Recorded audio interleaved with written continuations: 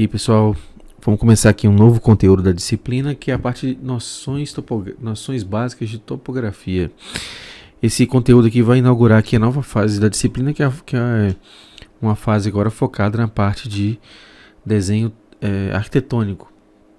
Então a gente vai usar todos esses conceitos de desenho técnico, mas aplicado a desenho de edificações, e a gente vai aprender a trabalhar com alguns tipos de desenho aí principais relacionados às edificações. O primeiro deles, a parte de topografia. A gente vai trabalhar isso apenas uma aula, então vai ser um conteúdo mais superficial. A ideia é dar as primeiras noções básicas de topografia, tá? Vocês vão ter outras disciplinas que vão abordar isso com muito mais profundidades, focadas nesse conteúdo. Aqui para a gente conhecer alguns termos, conhecer algumas ideias básicas, entender um pouco dos desenhos, tá ok? Então, vamos lá. Quero destacar por último, pessoal, antes de passar, que lá no portal tem uma apostila para vocês. A apostila com o mesmo nome, Noções Básicas de Topografia, que vai trazer mais informações do que o vídeo, tá? Uma coisa não substitui a outra. Aqui é um resumão, um apanhado geral, mas vocês vão precisar do conhecimento da apostila para fazer o trabalho, tá ok? Bom, então a gente vai trabalhar com dois tipos de... Vou abordar aqui com vocês, né? Dois tipos de abordagem de topografia, dois tipos de conceito básico. O primeiro deles é o levantamento planimétrico. Então a gente faz a projeção 2D do terreno. Esse aqui, no caso do levantamento aqui, ele não tem as curvas de nível. Depois eu vou abordar com vocês as curvas de nível, tá? Mas basicamente o que a gente faz aqui, ó, é representar em 2D o terreno, os limites do terreno, e acrescentar aqui as curvas de nível que representarão os níveis diferentes do terreno. Então aqui tem um exemplo de um terreno com curva de nível, só para mostrar para vocês, ó. Então essas curvas de nível aqui, ó, ou seja, esse terreno é todo acidentado, a gente representa isso em 2D, tá vendo? Ele fica com essas curvas que representam cada curva dessa um nível diferente do terreno.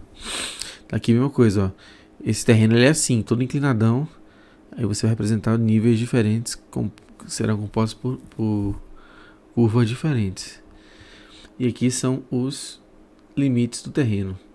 Para trabalhar com os limites, pessoal, ele é feito por meio de medições, né? Existe uma série de aparelhos aí para fazer essa medição.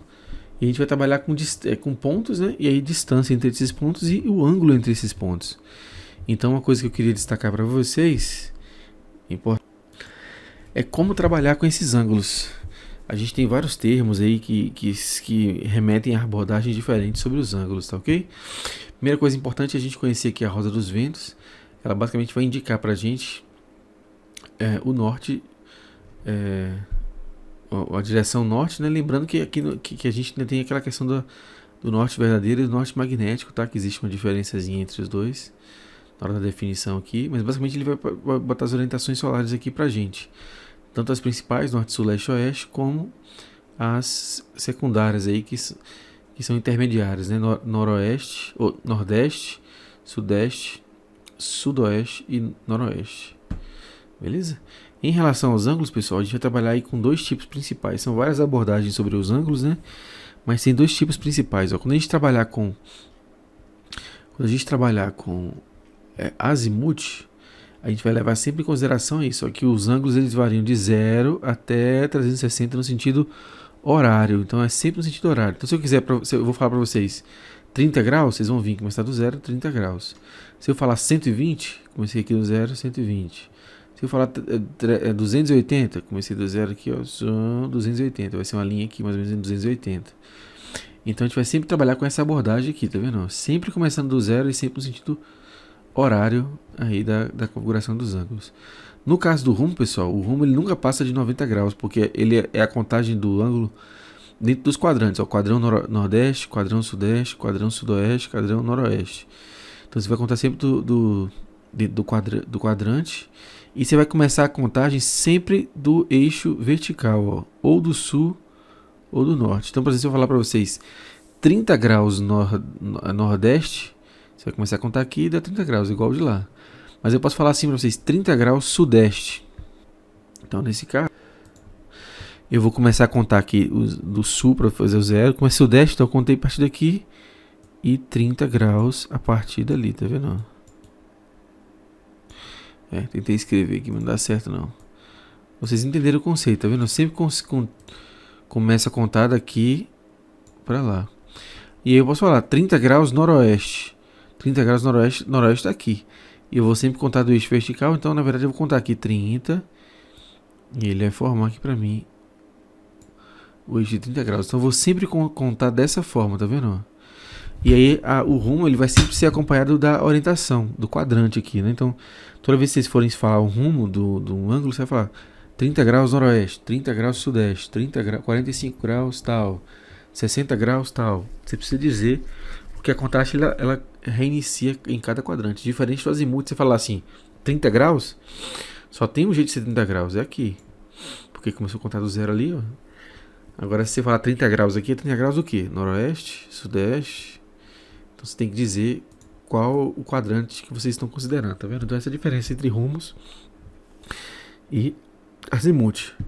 Lembrando que os ângulos internos, outro termo que vocês vão usar bastante é a questão dos ângulos internos, pessoal. O ângulo interno é todo este ângulo aqui entre duas linhas, tá vendo? Então esse ângulo não necessariamente vai ser azimuth nem rumo, mas ele é o ângulo entre esses dois limites do terreno. Ele forma um ângulo, né? Então esse é o ângulo interno do terreno. Lá no trabalho, né, a primeira questão, vocês vão trabalhar aí com rumos, azimuths e os ângulos internos do terreno.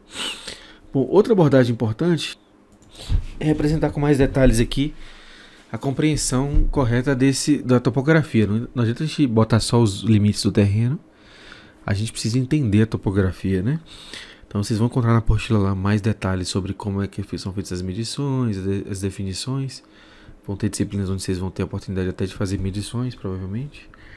Mas o que é importante pra gente aqui? É a gente entender ó, que no levantamento planimétrico, a gente vai representar as curvas de nível, né, que são a representação da topografia em duas dimensões. Porém, é muito interessante para diversos trabalhos a gente fazer um corte no terreno. Então a gente tem aqui o terreno na sua inclinação, né, original, e o que basicamente a gente faz é passar um corte. Ó, repara aqui, ele passou um plano de corte, tá vendo? Cortou o terreno. E aí eu consigo enxergar esse terreno inclinado, ó.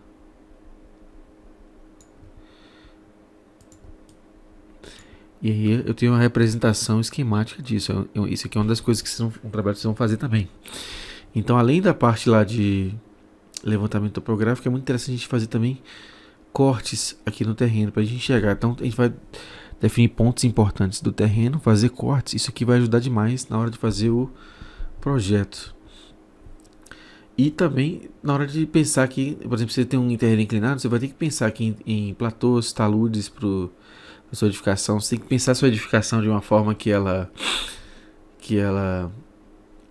se aproveite, né, da inclinação. Então nesse caso aqui, repare, ele fez dois níveis diferentes, criou um espaço externo que realmente isso aqui tem uma vista bonita para lá. Então você tem que começar a aproveitar, e o corte do terreno é muito importante para isso, porque quando você começa a fazer os estudos aí de como você vai implementar a edificação nessa inclinação, tá? Só para vocês entenderem um pouco do que é a questão do corte e aterro, pessoal, né? A ideia é que quando você faz a edificação, você não pode fazer ela inclinada. Então você vai criar platôs. Você pode ter um platô para a edificação inteira. Nesse caso aqui, ó, ele criou vários platôs para vários pontos aqui onde foi o terreno que tem inclinação foi planificado, tá vendo? Então são vários pontos aqui onde ele fez isso. Às vezes vai ter um ponto só, planificação só de um ponto. E é importante que você faça isso equilibrando aterro e corte. O corte é quando você corta aqui o terreno, né, tira essa areia. E de preferência você tem que fazer um aterro que seja equilibrado, porque aí você usa essa areia aqui. Se você fizer um aterro desse jeito, um platô desse jeito, você vai ter um corte de muito grande de areia e vai ter que jogar fora bastante coisa. E se você tentar fazer o platô aqui sem cortar, você vai ter que comprar muita areia para colocar aqui. Então a forma mais ideal mesmo é você tentar buscar o máximo possível o equilíbrio. É lógico que tem coisas de projeto que não vai permitir isso, que você vai ter que priorizar, né? Mas isso seria a parte de corte e aterro, né? O ideal é você tentar trabalhar de uma forma que os cortes se equilibrem com os aterros para formar os platôs. E aí nisso o corte é importantíssimo para a gente conseguir fazer esses estudos, beleza? Então aqui você tem o caso, ó. Foi feito aqui um platô para botar a casa, não é isso? E aí o ideal é que a gente vai ter os cortes e aterros. E talude, pessoal, é quando a gente tem essa inclinação no terreno. É feito todo um estudo em relação ao terreno, a sua composição, e é definido a inclinação que o terreno se permanece estável, tá vendo?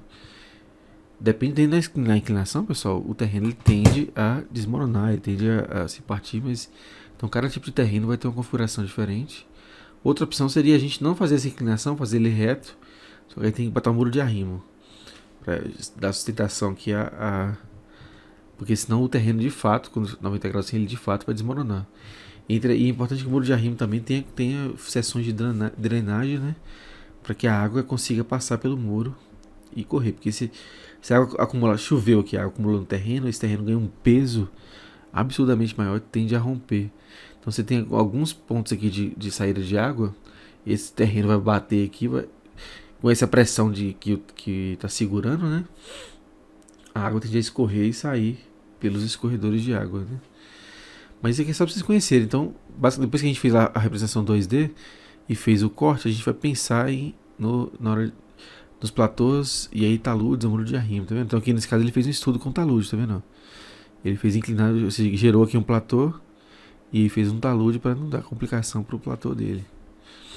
Então o trabalho de vocês vão trabalhar basicamente aí com rumos e azimuth em um exercício, e no outro exercício vocês vão trabalhar aí com essa questão dos cortes e fazer, né, pegar um terreno e desenhar como é que é o corte dele lateral para ser aplicado isso em projeto depois. Então é isso, pessoal, isso aqui é só uma passagem assim, sobre o conteúdo, né? Mas não deixem de ler a apostila, vocês vão precisar muito do conteúdo da apostila, tá ok? Junto desse vídeo aqui vai sair um vídeo comigo resolvendo o trabalho, ou seja, eu fazendo os desenhos à mão, tá? Para vocês poderem aí ter noção de como os desenhos são feitos e fazer também vocês. Então é isso, pessoal.